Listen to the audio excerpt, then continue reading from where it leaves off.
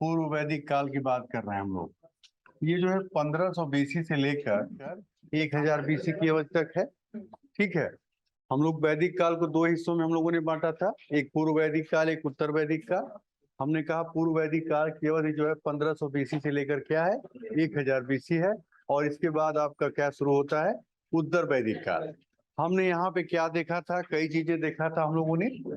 हमने क्या देखा, आर्य समस्या की बात हम लोगों ने किया। ठीक है, आर्य समस्या की बात हम लोगों ने किया और इस पे काम हम लोगों ने लगभग कर लिया है।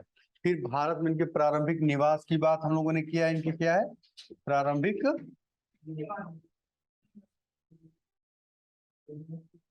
हाँ मूल निवास था, इसके बाद प्रारंभिक निवास था।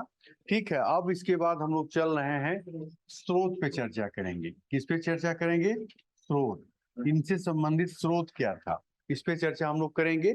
अब आते हैं कि हमने क्या बताया, वैदिक काल की बात हमने कहा, तो हमने कहा इससे संबंधित स्रोत क्या होगा, पूर्व वैदिक काल में केवल और केवल क्या होगा, ऋग्वेद होगा। केवल और केवल क्या होगा, ऋग्वेद होगा। इसमें कोई जो है उत्तर वैदिक काल से संबंधित कोई भी ग्रंथ नहीं आएगा।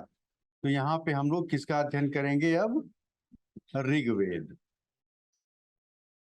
ऋग्वेद जिसकी रचना जो है 1500 बीसी से लेकर 1000 बीसी के मध्य हुई थी। हमने इसी के समकालिक जो है कई ग्रंथों की बात किया। तो एक तो हमने जेद अवस्था की बात की थी ना, जेद अवस्था। ठीक है, ईरानी भाषा का, इसका अवधि 1400 बीसी हमने बताया था।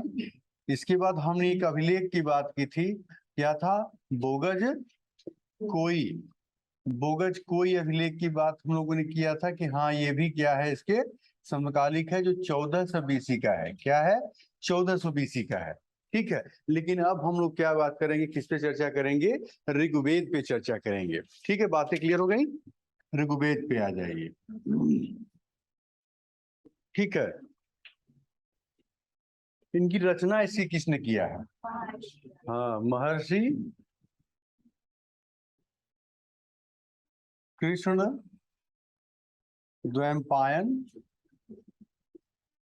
द्वैपायन और इसी में वेद व्यास जोड़ दीजिए। ठीक है, तो अगर देखा जाए ऋग्वेद की रचना करने पे प्रश्न अगर बनता है तो महर्षि कृष्ण द्वैपायन वेद व्यास ने क्या किया था, इसकी रचना की थी। ठीक है,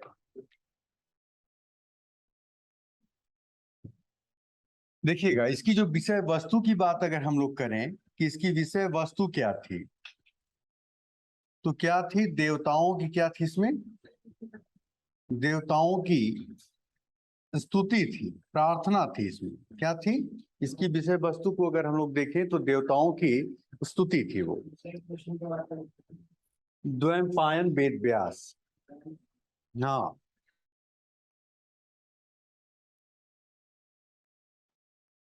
ठीक है। तो रही बात ये, ठीक है, या जो इसका पाठ करता था, याद रखिएगा, जो इसका पाठ करता था उसको होता, कहीं कहीं लिखा रहता है कि होता कहते थे और कहीं कहीं लिखा हुआ है कि हात्री कहते थे। क्या कहते थे, हात्री। जो ऋग्वेद का पाठ करता था उसके लिए एक शब्द का प्रयोग किया गया है, होता या हात्री, ये जान लीजिएगा आप लोग। हाँ, द्वैपायन वेद व्यास एक ही साथ है, ये पूरा एक साथ है। महर्षि कृष्ण द्वैपायन वेद व्यास, विषय वस्तु क्या है, देवताओं की स्तुति है, और पाठ इसमें क्या होता था, पाठ कौन करता था इसका, होता या हात्री। ठीक है, तो ये चीजें आप लोग याद रखिएगा, जो पाठ करने वाला कौन था, होता या हात्री था। इसमें देखिएगा कि मंडल की संख्या कई बार पूछा हुआ है फैक्चुअल इंफॉर्मेशन में, कितना मंडल है इसमें, 10 मंडल है। कभी कभी इनके सूक्त की संख्या पूछा हुआ है, तो कितना सूक्त है, 1028 सूक्त है। और कभी कभी श्लोक की संख्या पूछा हुआ है, आप कौन बताएगा, हाँ 10,580 है। अब मान लो शब्द पूछ दे तो, हाँ मान लो पूछ दे, पूछेगा नहीं, लेकिन किसी के सामने विद्वता दिखाना हो तो बता देना है कि 1,53,972 शब्द हैं। मत लिखो, रहने दो। 1,53,972। कोई जरूरत इसकी नहीं है।